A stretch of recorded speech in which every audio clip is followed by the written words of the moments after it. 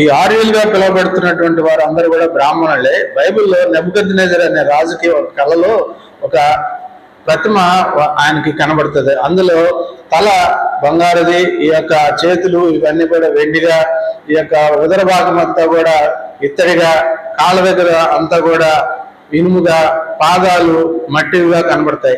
అదే విధంగా ఆ ప్రతిమని వీళ్ళు తీసుకొచ్చి ఆ యొక్క శిరస్సు భాగాన్ని బ్రాహ్మణులుగా, ఈ యొక్క భుజాన్ని క్షత్రియులుగా, అదేవిధంగా ఉదర భాగాన్ని వైశ్యులుగా, అదేవిధంగా కింద భాగం అంతా కూడా ఈ యొక్క తొడలు ఇవన్నీ కాళ్ళ భాగం వరకు కూడా శూద్రులుగా వీరు విడగొట్టి ఈ విధమైనటువంటి కులాలు 4గా విభజించేశారు.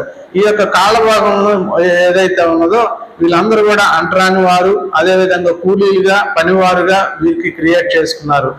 మిగతాదంతా కూడా వీరి అవసరతను బట్టి రాజుల్ని, వారి కాపుదలుగా, వైశ్యుల్ని అంతా కూడా